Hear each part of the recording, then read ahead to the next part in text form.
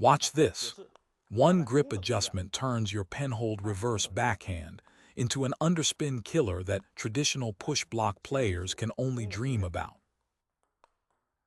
Now let me explain the reverse penhold backhand loop against backspin. This is where RPB's advantage really shows. With traditional penhold push block, you occasionally see this shot, but it can't be used as a standard technique. Push block is ultimately reactive. With RPB, we can actively generate power. We'll practice this using the fourth contact point with backspin balls. Look at my push block grip. The back two fingers don't touch the racket face. You'll find you simply cannot play RPB this way. There's no hitting surface. For backspin, you need to open the racket face more than for topspin. All three back fingers must fully contact the rubber on the backside. Once they do, the forehand side naturally adjusts thumb higher, index finger lower.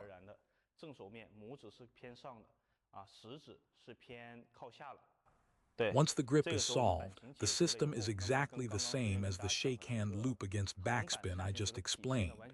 When you identify backspin, lower your center of gravity first. It's simple. Use your thigh and wrist to lift the ball. Don't deliberately drop your shoulder or sink your hand low. Keep your hand at ball height and brush from back to front.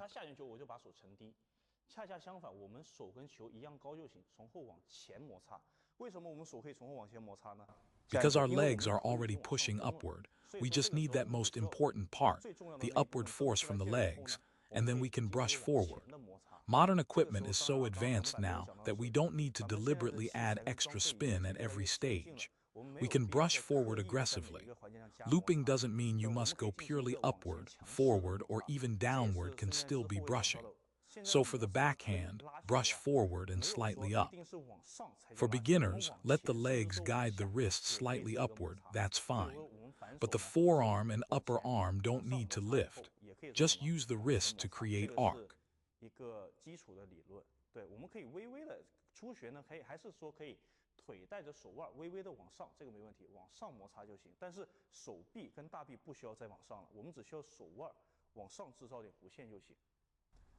Our first practice step is to avoid closing the racket and brushing down. That creates a tiny contact surface and produces side spin.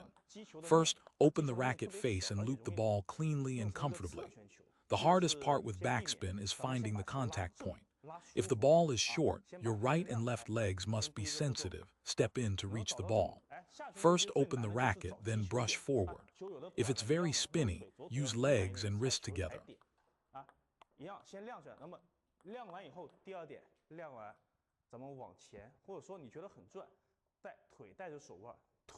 Wrist and legs move in the same direction, just lift upward.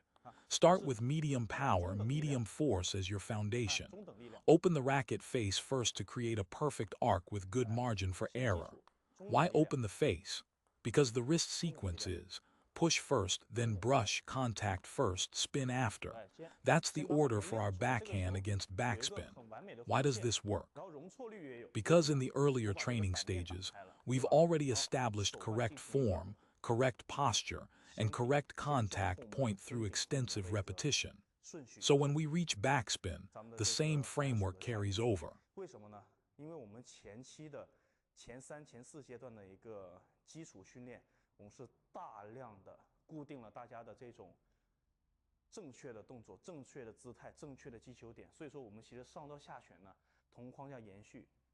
I don't need to worry about bad habits anymore if you followed my training progression. We've already eliminated common errors, hunching the back, bending at the waist, pushing hips forward instead of sitting back, and squatting too deep with extended arms. So looping against backspin becomes very simple. First, bend the legs to lower your center, then push up and brush. Bend, then push. That's the sequence.